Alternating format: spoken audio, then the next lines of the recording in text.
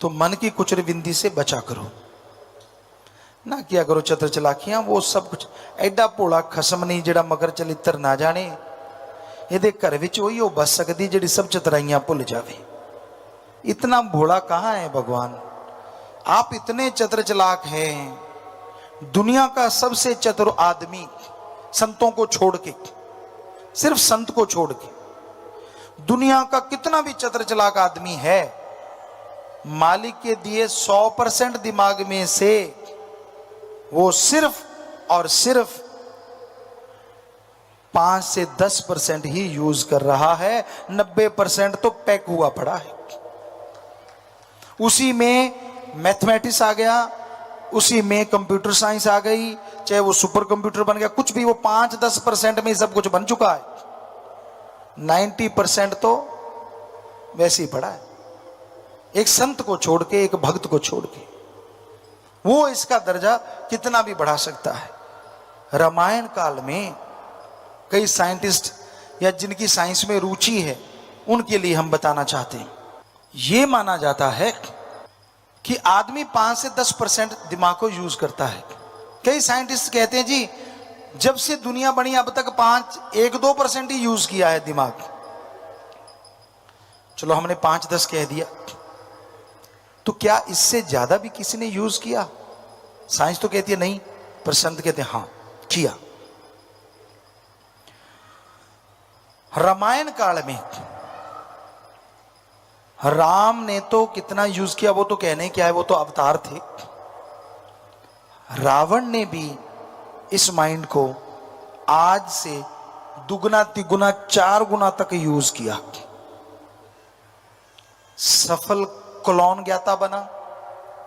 1 लाख बेटे उसने क्लोन से बनाए थे।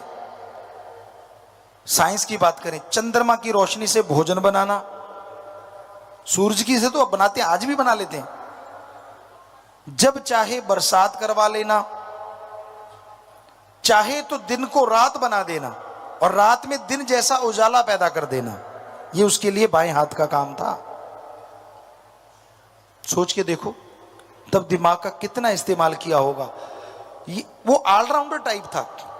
चारों वेदों के टीका टिप्पणी उनको पढ़ के उसको पंडित कहा जाता था।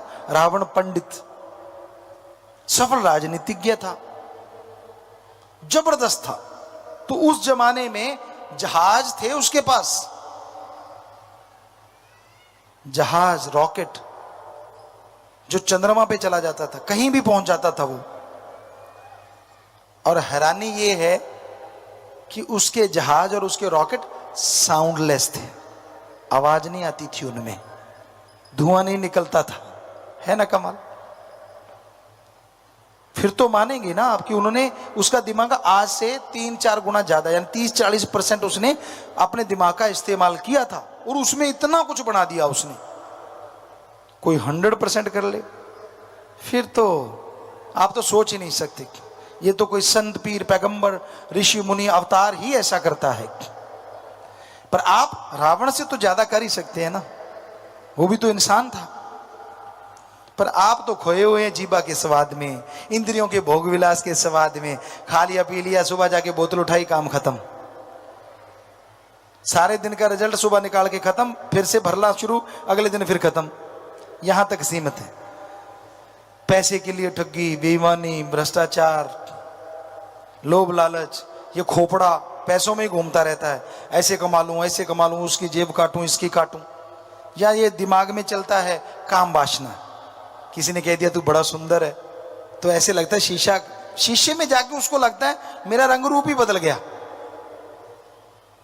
हो। देख लो, आप सोच के देखो, कभी ना कभी आपके साथ बीती होगी कि किसी ने कह दिया वाह यार कमाल लग रहे हो, शीशे में जाके देखा, हाँ यार वाकई, मतलब शीशा नहीं बदला, आपका दिमाग बदल गया। शीशा तो थोड़ा सही दिखा रहा है, पर आपको दिख वो रहा है जो आपके माइंड में बैठ गया। मन दिखाता, हाँ 2-4 दिन के बाद जब उसकी मूंग सी उतरती है, देखते यार वही धोबड़ा सेम, कोई फर्क ही नहीं पड़ा।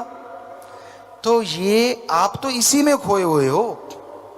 वहां तक पहुंचने के लिए तो साधना करनी पड़ती है भाई। सुमरन करो, अपने मन को साधो, आत्मा को साधो, फिर जाके वो अव्वल दर्जा मिलता है। फिर आपका दिमाग बढ़ता चला जाता है और आपकी खुशियां, और संसारिक ज्ञान जिससे सबका भला हो, बढ़ता ही चला जाता है। तो इस भ्रम में कोई मत रहे कि उनका दिमाग ज्यादा चलता है। आप 5-10% में ही सीमित हो, इससे ज्यादा नहीं। हाँ, ज्यादा आपका चलता है ठगी, बेईमानी, बुरे कर्म करने में, जो आप पता नहीं चलने देते। सबके बीच में रहते हो, कब दांव चला जाते हो किसी को पता ही नहीं चलता। तब आप अपने आप को खोजते हैं, क्या है ना कमाल। अजीब सी आपकी भाषा होती है, अजीब से आपका फेस होता है, राक्षसी भावना होती है आपकी। क्यों? मेरे जितना कौन होशियार, मैंने तो पता ही नहीं चलने दिया। और आपके मन में गुरु लड्डू फूट रहे होते हैं और आप भूल जाते हैं आप गुनाह कर रहे हैं, बुरे कर्म कर रहे हैं। इससे कोई खुशी खाशी नहीं मिल रही, बल्कि बर्बादी की तरफ जा रहे हैं आप। तो भाई, अपने अंदर की बुरी सोच को अगर छोड़ना है, सुमरन करो और उन सोचों पे अमल ना करो। सोचें आ गई कोई बात नहीं, चलते रहते हैं विचार, सिमरण कर लो 5 मिनट भी। 5 मिनट तो बहुत ही कम है ना टाइम, उसी में आपका सारा ठीक हो जाएगा और आपके पाप गुनाह धुल जाएंगे, जो सोच के हैं, जो विचारों के हैं। तो इसलिए सत्संग में आना जरूरी है। सत्संग में जब आओगे तो नई नई चीजें, नई नई खुशियां लेके जाओगे और उन खुशियों से ही आप अपने जीवन मार्ग को और अच्छा बना पाओगे। एक अच्छी सी संतुष्टि दिल में हो, आत्मा खिली हो, सतगुरु के काम में आप दिन रात बिजी हो, यानी उस राम के काम में, तो फिर वो राम आपके कामों में बिजी रहेगा हर टाइम। आपके कुलों, आपके परिवारों, आपके गुजरे हुए, आपके आने वाले सबके कर्म सुधार देगा। उसने तो कलम ही चलानी है ना कि भी इनके जो जन्मने वाले हैं वो ऐसे होंगे, ऐसे होंगे। वहीं से लेकर बदल देगा आने वाली पीढ़ियों के। बताओ और क्या चाहिए आपको? और आपको शरीर को जो खुशियां चाहिए, जिससे भी आपको खुशी मिलती है, खाने पीने से, भोग विलास से, उससे अरबों गुना खुशियां सतगुरु की सेवा करते करते आपको मिलनी शुरू हो जाएगी। तो दृढ़ यकीन रखो, सेवा सिमरण में ध्यान लगा के रखो, मन से, मन की खाट हमेशा खड़ी रखो कि मन तेरी नहीं सुननी। कभी कभी लोभ लालच में आप पड़ जाते हो, मन के ख्यालों में बह जाते हो। मन के ख्यालों में परम पिता जी ने वचने, दिन जाए रहना जाए रे। बड़ी आप स्कीम लड़ाते हो, बड़ी योजनाएं बनाते हो, हमें हंसी आ जाती है जब कोई योजना बना के हमारे सामने से गुजरता है। वाह यार, क्या योजना बनाई है, फुल प्रूफ, पर मालिक के सामने तो leak proof, totally leak proof, full proof बनती ही नहीं। बड़ी हैरानी होती है जब वो हमें कहते हैं हाँ नहीं नहीं आप जो कहो यार ये क्या है। हम भी वैसे ही करते हैं, हाँ ठीक है बेटा, भी जब तू हमें बुद्धू बना रहा हम क्या करें। पर सत्संग में हम ऐसा नहीं कर पाते। सत्संग में हम सारी बोल देते हैं जो होती है, जो आप सुन ही रहे हो, वो भी सुन रहे होंगे जो फुल प्रूफ लेके घूम रहे हैं। समझदार को इशारा काफी है। हाँ, अकेला होता तो तब हम भी, वो हमें यूं कर जाते हैं, हम भी कर देते हैं। हम क्या करें, जो हमारे सामने आके फिर पूरा करते हैं तो फिर हम भी पूरा ही करवाते हैं मालिक से कि जब इसने सब तौबा ही कर दी, घुटने ही टेक दिया, तो मालिक इस घुटने को मजबूत कर दे, सारी दुनिया में ये खुशियां लेके उड़ता फिरे, माला माल होता फिरे।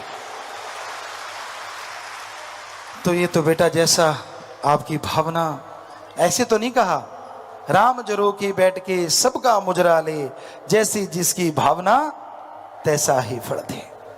तो भक्तजनों, नेक विचार रखा करो, भले विचार रखा करो, सच बोलो। भागों वाला है वो इंसान जिसको पीर फकीर के सामने अपनी बात रखने का मौका मिलता है, अपने गुनाह कबूल करने का मौका मिलता है। इससे भाग्यशाली वो हो नहीं सकता। फिर भी अगर भाग्य का फायदा नहीं उठाया तो निर्भागी तो वो बनेगा ही। अपने अभाग्यशाली समय में वो जिएगा ही। भाग्यशाली है अगर वो तुरंत अपने आप को साफ करवा ले, अपने गुनाह माफ करवा ले, तो उस जैसा सुखी फिर इंसान दूसरा कोई हो नहीं सकता। धन धन सतगुरु तेरा ही आशा सभी साथ संगत जी से निवेदन है कि मेरा चैनल जरूर सब्सक्राइब करें जी। धन धन सतगुरु तेरा ही आसरा।